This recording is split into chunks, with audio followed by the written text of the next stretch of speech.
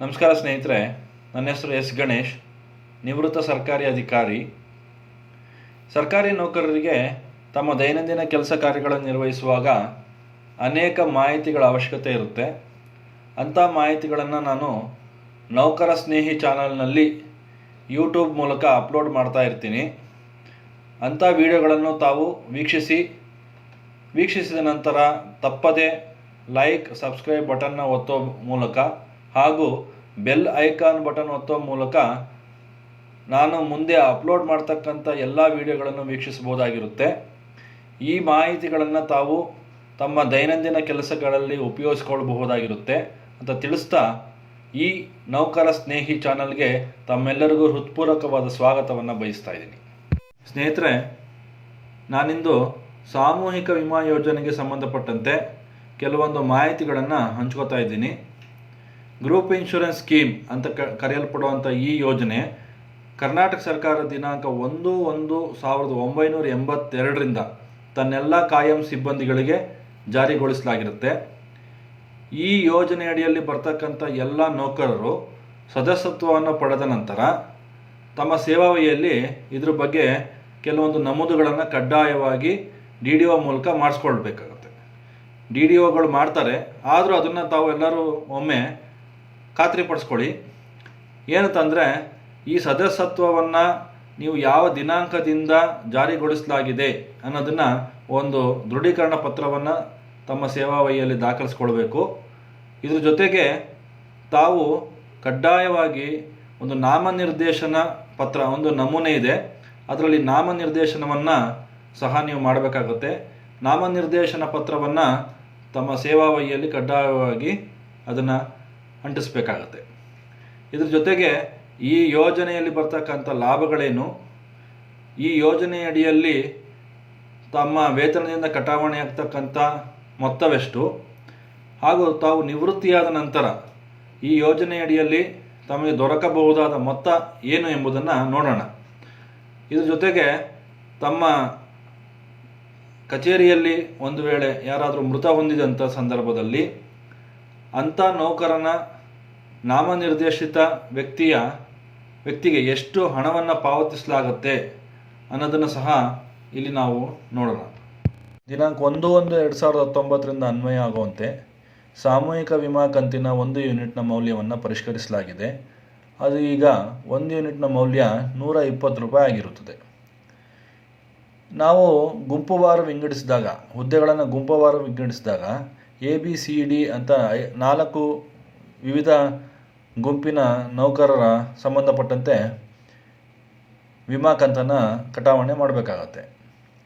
Group insurance premium ಅಂದರೆ ಸಾಮೂಹಿಕ ವಿಮಾ ಕಂತನ ಮೊತ್ತವನ್ನು 2 ಭಾಗಗಳಾಗಿ ವಿಂಗಡಿಸ್ತೀವಿ. ಅದರಲ್ಲಿ ವಿಮಾ ನಿಧಿ ಹಾಗೂ ಉಳಿತಾಯ ನಿಧಿ. ವಿಮಾ ನಿಧಿಯಲ್ಲಿ 30 ರೂಪಾಯಿ ಹಾಗೂ ಉಳಿತಾಯ ನಿಧಿಯಲ್ಲಿ 90 ರೂಪಾಯಿಯನ್ನು ಕಟಾವಣೆ ಮಾಡಿಕೊಳ್ಬೇಕಾಗತ್ತೆ.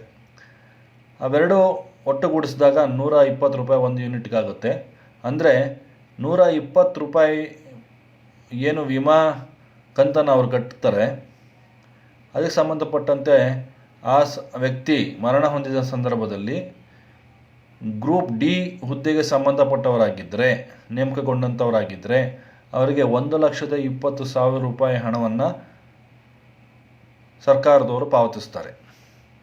ಅಂದರೆ ನಿಮಗೆ 1 ಯೂನಿಟ್ ಲೆಕ್ಕದಂಗೆ 1,20,000, 2 ಯೂನಿಟ್ ಆದರೆ 2,40,000, 3 ಯೂನಿಟ್ ಆದರೆ 3,60,000. ಅಂದರೆ ಗ್ರೂಪ್ B ಹುದ್ದೆಯವರಾಗಿದ್ದರೆ 3,60,000.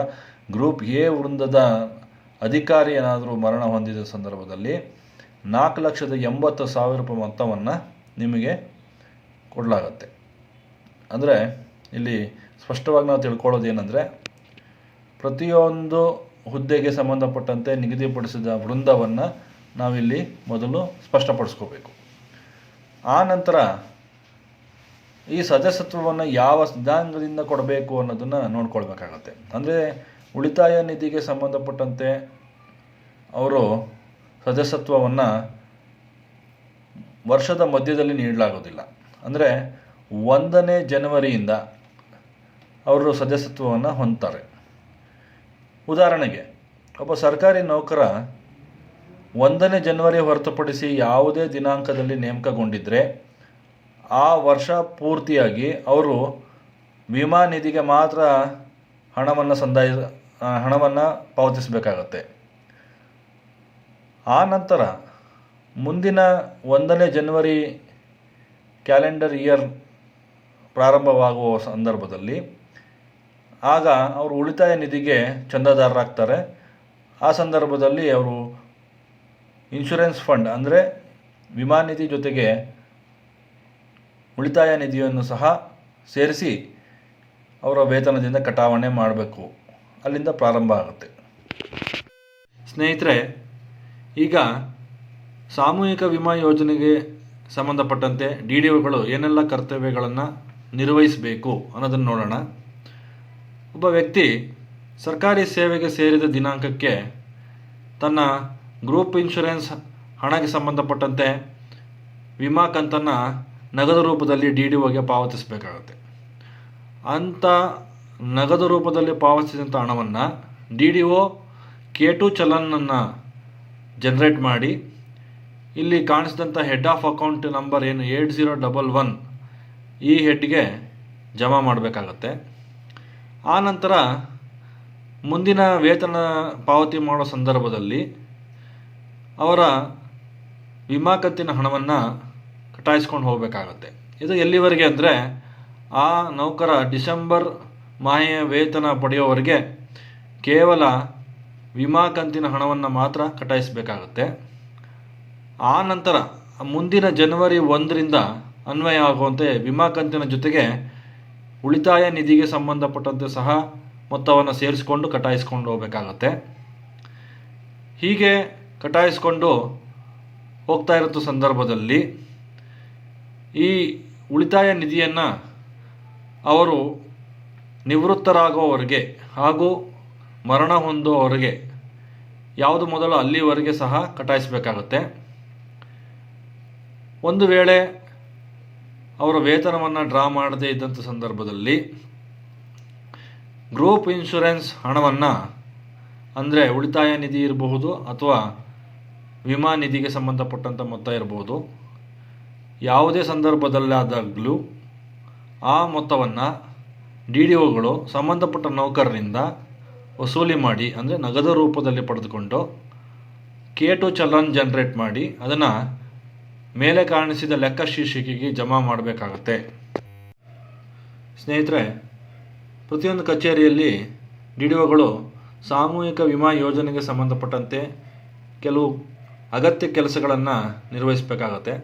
ಅದರಲ್ಲಿ ಪ್ರಮುಖವಾಗಿರ್ತಕ್ಕಂಥದ್ದು ಏನಂದರೆ, ಒಬ್ಬ ಸಂಬಂಧಪಟ್ಟ ನೌಕರ ಹೊಸದಾಗಿ ಕೆಲಸಕ್ಕೆ ಸೇರಿದಂಥ ಸಮಯದಲ್ಲಿ ನಮೂನೆ 6ರಲ್ಲಿ ನಾಮನಿರ್ದೇಶನ ಪತ್ರವನ್ನು ಪಡ್ಕೋಬೇಕು. ಹಾಗೆ ನಮೂನೆ 6ರಲ್ಲಿ ನಾಮನಿರ್ದೇಶನ ಸಲ್ಲಿಸಿದಂಥ ಮಾಹಿತಿಯನ್ನು ಆ ಸಂಬಂಧಪಟ್ಟ ನೌಕರನ ಸೇವಾ ವಹಿಯಲ್ಲಿ ಲಗತ್ತಿಸಬೇಕಾಗತ್ತೆ. ಇದ್ರ ಜೊತೆಗೆ ಸಂಬಂಧಪಟ್ಟ ನೌಕರನು GIS ಅಂದರೆ ಸಾಮೂಹಿಕ ವಿಮಾ ಯೋಜನೆಗೆ ಸದಸ್ಯತ್ವ ಪಡ್ಕೊಂಡ ಬಗ್ಗೆ ನಮೂನೆ 1ರಲ್ಲಿ ಮಾಹಿತಿಯನ್ನು ಸಂಬಂಧಪಟ್ಟ DDOಗಳು ಸಿದ್ಧಪಡಿಸಿ ಅದನ್ನು ಸೇವಾ ವಹಿಯಲ್ಲಿ ದಾಖಲಿಸಬೇಕಾಗುತ್ತೆ. ಇದ್ರ ಜೊತೆಗೆ ಈ ಕೆಲವೊಂದು ಸಂದರ್ಭಗಳಲ್ಲಿ ಪದೋನ್ನತಿ ಹೊಂದಿದಂಥ ಸನ್ನಿವೇಶ ಬಂದಾಗ ನಮೂನೆ 2 ಅಂತ ನಿಗದಿಯಾಗಿದೆ. ಆ ನಮೂನೆ 2ರಲ್ಲಿ DDOಗಳು ಆ ಸಂಬಂಧಪಟ್ಟ ನೌಕರನ ಗ್ರೂಪ್ ಇನ್ಶೂರೆನ್ಸ್ ಗ್ರೂಪ್ ಬದಲಾವಣೆ ಆಗಿದಂಥ ಸಂದರ್ಭದಲ್ಲಿ ನಮೂನೆ 2ನ್ನು ಭರ್ತಿ ಮಾಡಿ ಅದನ್ನು ಸೇವಾ ವಹಿಯಲ್ಲಿ ಸಹ ಲಗತ್ತಿಸಬೇಕಾಗತ್ತೆ. ಇದ್ರ ಜೊತೆಗೆ ಇನ್ನೊಂದು ಪ್ರಮುಖವಾಗಿ ನಾವೆಲ್ಲ ತಿಳ್ಕೊಳ್ಬೇಕಾಗಿರ್ತಕ್ಕಂಥದ್ದು ಏನಂದರೆ, ಫ್ಯಾಮಿಲಿ ಬೆನಿಫಿಟ್ ಸ್ಕೀಮ್ ಅಥವಾ ಫ್ಯಾಮಿಲಿ ಬೆನಿಫಿಟ್ ಫಂಡ್ ಸ್ಕೀಮ್ ಅಂತ ಏನಿತ್ತು ಅಂದರೆ, ಈ ಗ್ರೂಪ್ ಇನ್ಶೂರೆನ್ಸ್ ಯೋಜನೆ ಸಾಮೂಹಿಕ ವಿಮಾ ಯೋಜನೆ ಬರೋಕ್ಕೆ ಪೂರ್ವದಲ್ಲಿ ಇದ್ದಂಥ ಒಂದು ಫ್ಯಾಮಿಲಿ ಬೆನಿಫಿಟ್ ಫಂಡ್ ಕುಟುಂಬ ಕಲ್ಯಾಣ ನಿಧಿ ಸಂಬಂಧಪಟ್ಟಂಥ ಯೋಜನೆಯನ್ನು ರದ್ದುಗೊಳಿಸಲಾಗಿರುತ್ತೆ. ಆದಾಗ್ಯೂ 1/1/1982ಕ್ಕಿಂತ ಪೂರ್ವದಲ್ಲಿ ನೇಮಕ ಹೊಂದಿದಂಥ ಸರ್ಕಾರಿ ನೌಕರನು ಅಂಥ ಸಂದರ್ಭದಲ್ಲಿ ನಿವೃತ್ತಿಯಾಗಿದ್ದರಂತೆ ಆ ವ್ಯಕ್ತಿಯ ಕುಟುಂಬ ಕಲ್ಯಾಣ ನಿಧಿ ಮೊತ್ತವನ್ನು ಪ್ರತ್ಯೇಕವಾಗಿ ಲೆಕ್ಕಾಚಾರವನ್ನು ಮಾಡಬೇಕಾಗತ್ತೆ.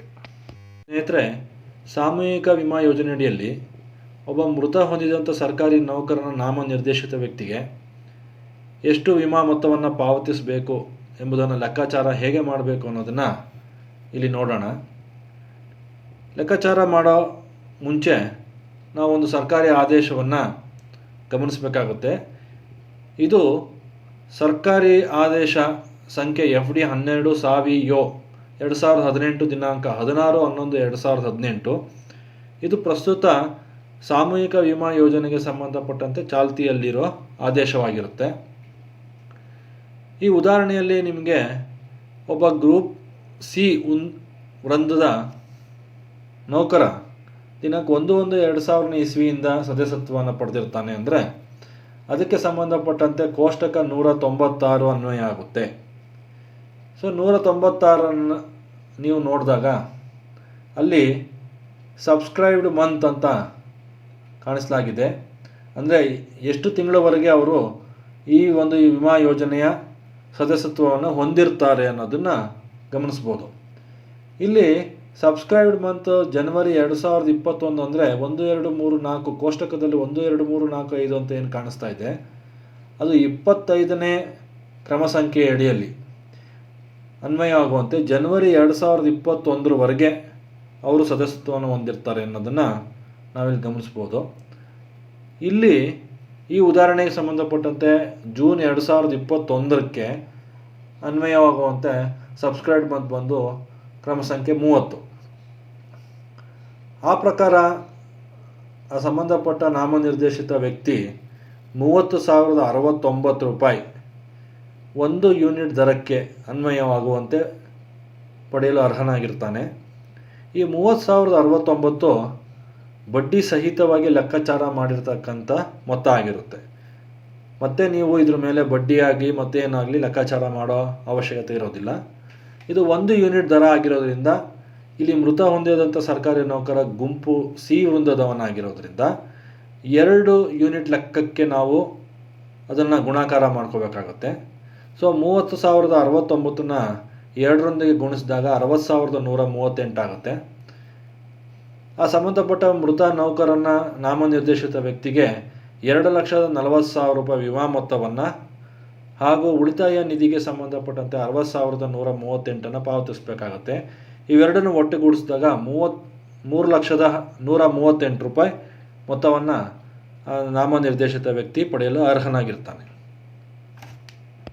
ಸ್ನೇಹಿತರೆ, ಸಾಮೂಹಿಕ ವಿಮಾ ಯೋಜನೆಯಡಿಯಲ್ಲಿ ಮೃತ ಹೊಂದಿದಂಥ ಒಬ್ಬ ಸರ್ಕಾರಿ ನೌಕರನ ನಾಮನಿರ್ದೇಶಿತ ವ್ಯಕ್ತಿಗೆ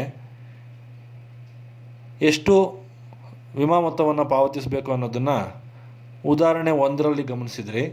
ಈಗ ಉದಾಹರಣೆ 2ರಲ್ಲಿ ಒಂದು ವಿಭಿನ್ನವಾದಂಥ ಲೆಕ್ಕಾಚಾರವನ್ನು ಗಮನಿಸ್ತಾ ಇದ್ದೀವಿ. ಈ ಉದಾಹರಣೆ 2ರಲ್ಲಿ ಏನು ವಿಶೇಷತೆ ಏನಂದರೆ ಒಬ್ಬ ನೌಕರ ಒಂದು ಹುದ್ದೆಯಿಂದ ಇನ್ನೊಂದು ಹುದ್ದೆಗೆ ಪದೋನ್ನತಿ ಹೊಂದಿರ್ತಾನೆ. ಪದೋನ್ನತಿ ಹೊಂದಿದಂಥ ಸಂದರ್ಭದಲ್ಲಿ ಗುಂಪು ಸಿ ವೃಂದದಿಂದ ಗುಂಪು ಬಿ ವೃಂದಕ್ಕೆ ಪದೋನ್ನತಿ ಹೊಂದಿದಂಥ ಸನ್ನಿವೇಶದಲ್ಲಿ ಮಾತ್ರ ಈ ಲೆಕ್ಕಾಚಾರವನ್ನು ನಾವು ಮಾಡಬೇಕಾಗುತ್ತೆ. ವೃಂದ ಬದಲಾವಣೆ ಆಗದೇ ಇದ್ದಂಥ ಸಂದರ್ಭದಲ್ಲಿ ಉದಾಹರಣೆ 1ರಲ್ಲಿ ನಾನು ಈಗಾಗಲೇ ತಮಗೆ ತಿಳಿಸಿದಂತೆ ಲೆಕ್ಕಾಚಾರವನ್ನು ಮಾಡಬೇಕು. ಒಂದು ವೇಳೆ ಪದೋನ್ನತಿ ಒಂದು ವೃಂದ ಬದಲಾವಣೆಯಾಗಿದ್ದರೆ ಉದಾಹರಣೆ 2ಅನ್ನು ನಾವು ಗಮನಿಸಬೇಕಾಗತ್ತೆ. ಈ ಉದಾಹರಣೆ 2ರಲ್ಲಿ ನೋಡ್ತಾ ಇದ್ದೀರಿ, ಒಬ್ಬ ನೌಕರ 1/1/1998 ಅನ್ವಯವಾಗುವಂತೆ ಸಾಮೂಹಿಕ ವಿಮಾ ಯೋಜನೆ ಸದಸ್ಯತ್ವವನ್ನು ಪಡೆದಿರ್ತಾರೆ. ಅವ್ರಿಗೆ ಆಗ ನಿಗದಿಯಾಗಿರ್ತಕ್ಕಂಥ ವೃಂದ ಬಂದು ಗುಂಪು ಸಿ. 2/3/2010 ದಿನಾಂಕದಿಂದ ಅನ್ವಯವಾಗುವಂತೆ ಗುಂಪು ಬಿ ವೃಂದಕ್ಕೆ ಅವ್ರನ್ನ ಪದೋನ್ನತಿ ಹೊಂದಿರ್ತಾರೆ. ಹಾಗೆ ಜೂನ್ 2021 ಅವರು ಮೃತ ಹೊಂದಿರ್ತಾರೆ. ಈ ಸಂದರ್ಭದಲ್ಲಿ ಯಾವ ರೀತಿ ನಾವು ಸಾಮೂಹಿಕ ವಿಮಾ ಯೋಜನೆಯ ಲೆಕ್ಕಾಚಾರವನ್ನು ಮಾಡಬೇಕು ಅನ್ನೋದನ್ನು ನೋಡೋಣ. ಈಗಾಗಲೇ ನಾನು ನಿಮಗೆ ಸರ್ಕಾರಿ ಆದೇಶ ಸಂಖ್ಯೆ ತಿಳಿಸಿದ್ದೆ. ಅದೇ ಆದೇಶವನ್ನು ನಾವು ಇಲ್ಲಿ ಪಾಲಿಸಬೇಕಾಗತ್ತೆ. ಆ ಆದೇಶ ಅಡಿಯಲ್ಲಿ ಬರ್ತಕ್ಕಂಥ ಕೋಷ್ಟಕಗಳು, ಯಾವ ಕೋಷ್ಟಕಗಳನ್ವಯ ಇವರಿಗೆ ಲೆಕ್ಕಾಚಾರವನ್ನು ಮಾಡಬೇಕಾಗತ್ತೆ ಅನ್ನೋದನ್ನು ನೋಡೋಣ. ಇಲ್ಲಿ ಒಬ್ಬ ಸರ್ಕಾರಿ ನೌಕರ 1998ರಿಂದ ಸದಸ್ಯತ್ವವನ್ನು ಪಡೆದಿರ್ತಾನೆ ಅಂದರೆ ಕೋಷ್ಟಕ ಸಂಖ್ಯೆ 198 ಅನ್ವಯ ಆಗುತ್ತೆ. ಆ ಪ್ರಕಾರ 198ರಲ್ಲಿ ಸಬ್ಸ್ಕ್ರೈಬ್ಡ್ ಮಂತು ಕ್ರಮ ಸಂಖ್ಯೆ 30 ಇಲ್ಲಿ ಆರೋ ಮಾರ್ಕ್ ಹಾಕಿ ತೋರಿಸ್ತಾ ಇದ್ದೀನಿ. ಸಬ್ಸ್ಕ್ರೈಬ್ಡ್ ಮಂತು 30 ಗಮನಿಸಿದಾಗ ಅಲ್ಲಿ ನಿಮಗೆ 32,542 ರೂಪಾಯಿ, 32,642 ರೂಪಾಯಿ ಒಂದು ಯೂನಿಟ್ ಲೆಕ್ಕಾಚಾರದಂಗೆ ನಿಗದಿಪಡಿಸಲಾಗಿರುತ್ತೆ. ಸೊ ಗುಂಪು ಸಿ ವೃಂದದ ನೌಕರಾಗಿರೋದ್ರಿಂದ ಆ ವ್ಯಕ್ತಿಗೆ 1998ರಿಂದ ಅನ್ವಯ ಆಗುವಂತೆ ಮರಣ ಹೊಂದೋ ಮಾಹೆಯವರೆಗೆ 2 ಯೂನಿಟ್ ಲೆಕ್ಕಾಚಾರವನ್ನು ಮಾಡ್ಕೋಬೇಕಾಗತ್ತೆ. ಅಂದರೆ 32,642 ಎರಡರೊಂದಿಗೆ ಗುಣಾಕಾರ ಮಾಡಿದಾಗ 65,284 ರೂಪಾಯಿ ಬರುತ್ತೆ. ಹಾಗೆ ಪದೋನ್ನತಿ ಹೊಂದಿದಂಥ ಅವಧಿ ಬಂದು 2010 ಬಂದು ಮಾರ್ಚ್ ಮಾಯ ಆಗಿರೋದ್ರಿಂದ ಇವ್ರನ್ನ ಗುಂಪು ಬಿ ವೃಂದಕ್ಕೆ ನಾವು ಲೆಕ್ಕಾಚಾರವನ್ನು ಮಾಡಬೇಕಾದ್ರೆ ಸದಸ್ಯತ್ವವನ್ನು 2011ನೇ ಇಸ್ವಿಯಿಂದ ಲೆಕ್ಕಾಚಾರ ಹಿಡಿಬೇಕಾಗುತ್ತೆ. 2011ನೇ ಇಸ್ವಿಯಿಂದ ಇವರು ಗುಂಪು ಬಿ ವೃಂದಕ್ಕೆ ಅಂದರೆ ಒಂದು ಹೆಚ್ಚುವರಿ ಯೂನಿಟ್ಗೆ ಅವರು ಸದಸ್ಯತ್ವವನ್ನು ಹೊಂದುತ್ತಾರೆ ಅಂತ ಭಾವಿಸ್ಬೇಕಾಗತ್ತೆ. ಇಲ್ಲಿ 2011 ಜನವರಿ ಮಾಹೆಯಿಂದ ಇವರು ಇನ್ನೊಂದು ಹೆಚ್ಚುವರಿ ಯೂನಿಟ್ಗೆ ಸದಸ್ಯತ್ವವನ್ನು ಪಡೆದಿದ್ದಾರೆ. ಆ ಪ್ರಕಾರ ಟೇಬಲ್ ಸಂಖ್ಯೆ ಅಂದರೆ ಕೋಷ್ಟಕ ಸಂಖ್ಯೆ 185 ಅನ್ವಯ ಆಗುತ್ತದೆ. 185 ಅನುಸಾರ ಸಬ್ಸ್ಕ್ರೈಬ್ಡ್ ಮಂತು 30 ಅಂತ ಏನು ಕಾಣ್ತಾ ಇದೆ ಅಲ್ಲಿ ಆರೋ ಮಾರ್ಕ್ ಹಾಕಿ ತೋರಿಸ್ತಾ ಇದ್ದೀನಿ. ಅಲ್ಲಿ 95-29 ಅಂದರೆ 9,529 ರೂಪಾಯಿ ಪಡೆಯಲಿಕ್ಕೆ ಅರ್ಹರಾಗಿರ್ತಾರೆ. ಇದು 1 ಯೂನಿಟ್ ದರ ಆಗಿರೋದ್ರಿಂದ ಅದು ಒಂದೇ ಯೂನಿಟ್ಗೆ ಲೆಕ್ಕಾಚಾರ ಮಾಡ್ಕೋಬೇಕಾಗುತ್ತೆ. ಸೊ ಒಟ್ಟು 65,284 ಪ್ಲಸ್ 9,529 ನಾವು ಅವರ ವಿಮಾ ಮೊತ್ತ 3,60,000 ಕೂಡಿದಾಗ 4,34,813 ರೂಪಾಯಿನ ಸಂಬಂಧಪಟ್ಟ ಮೃತ ನೌಕರನ ನಾಮನಿರ್ದೇಶಿತ ವ್ಯಕ್ತಿಗೆ ಪಾವತಿಸಬೇಕಾಗುತ್ತೆ. ಸ್ನೇಹಿತರೆ, ನಾವು ಇಲ್ಲಿವರೆಗೂ ಒಬ್ಬ ಸರ್ಕಾರಿ ನೌಕರ ಮೃತ ಹೊಂದಿದ ಸಂದರ್ಭದಲ್ಲಿ ಅವನ ನಾಮನಿರ್ದೇಶಿತ ವ್ಯಕ್ತಿಗೆ ಸಾಮೂಹಿಕ ವಿಮಾ ಯೋಜನೆಯಲ್ಲಿ ಲಭ್ಯವಾಗುವಂಥ ಮೊತ್ತದ ಲೆಕ್ಕಾಚಾರವನ್ನು ಮಾಡಿ ನೋಡಿದ್ವಿ.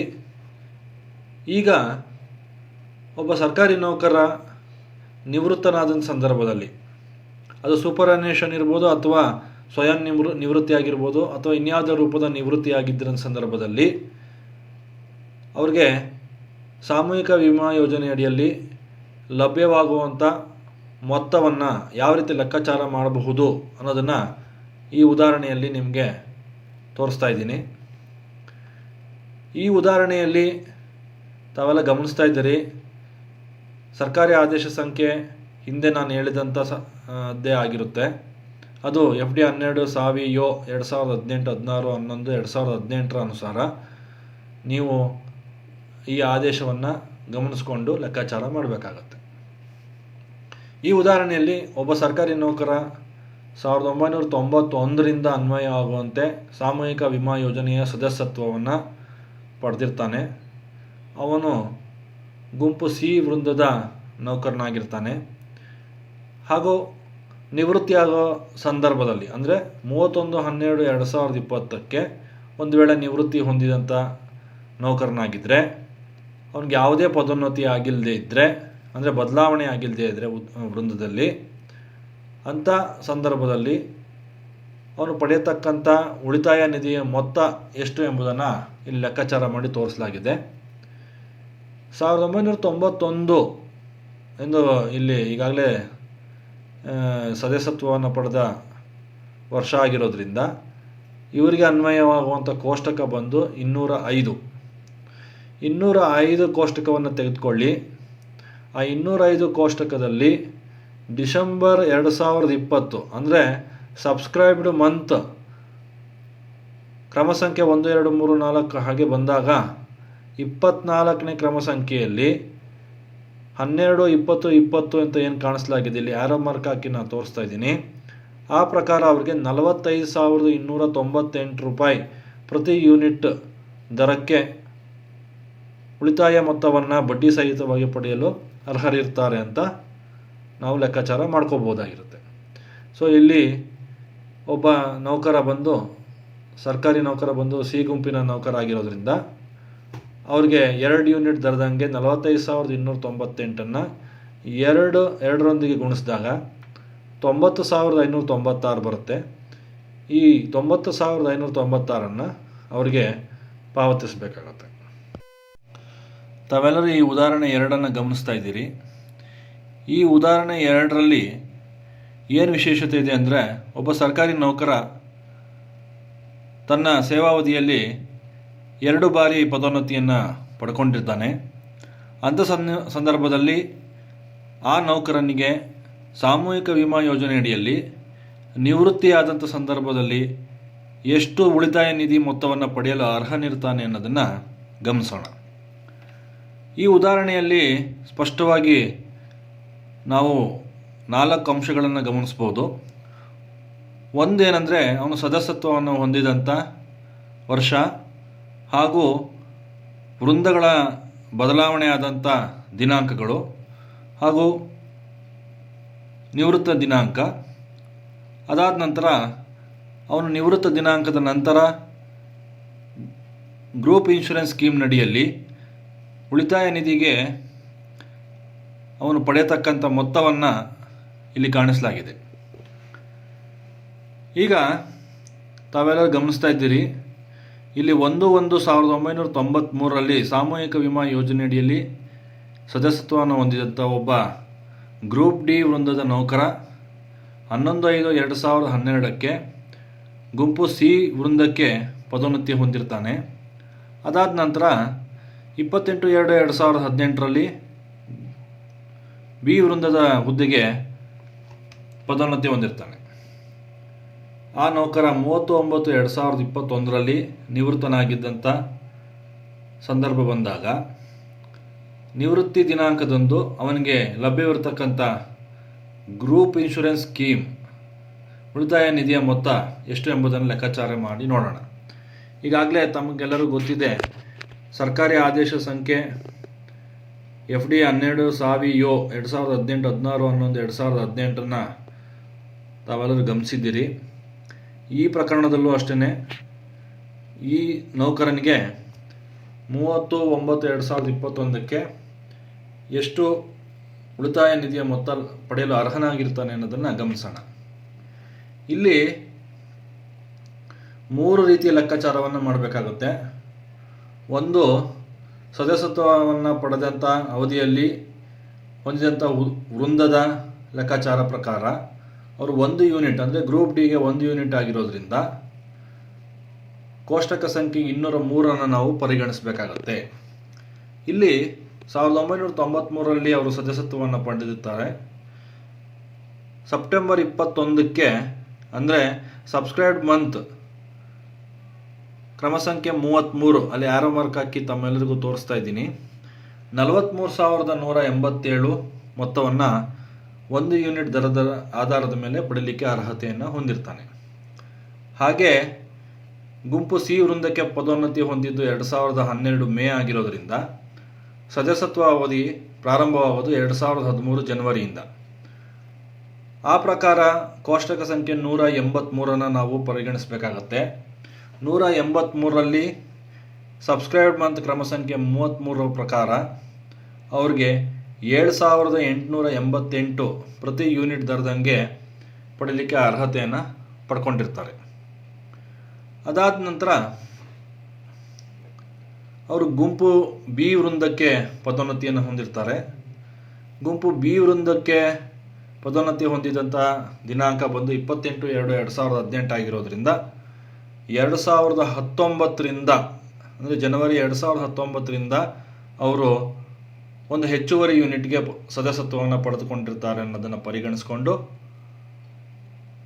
30/9/2021ರವರೆಗೆ ಅಂದರೆ ಸಬ್ಸ್ಕ್ರೈಬ್ಡ್ ಮಂತ್ 33 ಏನಿಲ್ಲಿ ಕಾಣಿಸ್ತಾ ಇದೆ 3ನೇ ಟೇಬಲಲ್ಲಿ ಕೋಷ್ಟಕ ಸಂಖ್ಯೆ 177ನ ನಾವು ಗಮನಿಸಿದಾಗ ಅವರಿಗೆ 3,266 ರೂಪಾಯಿ ಮೊತ್ತವನ್ನು ಪಡೀಲಿಕ್ಕೆ ಅರ್ಹತೆಯನ್ನು ಹೊಂದಿರ್ತಾರೆ.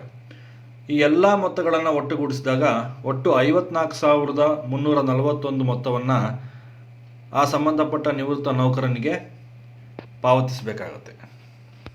ಅಂದರೆ ನಾವು ಈ ವಿಡಿಯೋ ಮೂಲಕ ಸಾಮೂಹಿಕ ವಿಮಾ ಯೋಜನೆಗೆ ಸಂಬಂಧಪಟ್ಟಂತೆ ಅನೇಕ ಮಾಹಿತಿಗಳನ್ನು ತಿಳ್ಕೊಂಡ್ವಿ.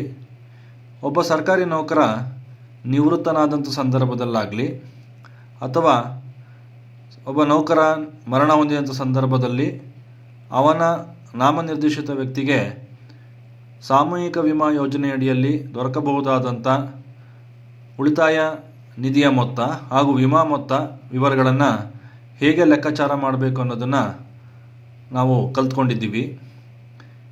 ಈ ಮಾಹಿತಿಗಳು ತಮ್ಮೆಲ್ಲರಿಗೂ ಉಪಯುಕ್ತವಾಗಿರುತ್ತೆ ಅಂತ ಭಾವಿಸ್ತೀನಿ. ತಮ್ಮ ಸಲಹೆ ಸೂಚನೆಗಳನ್ನು ನಾನು ಈ ಮೂಲಕ ನೀಡಬೇಕು ಅಂತ ಕೇಳ್ಕೊಳ್ತಾ ಇದ್ದೀನಿ. ಧನ್ಯವಾದಗಳು.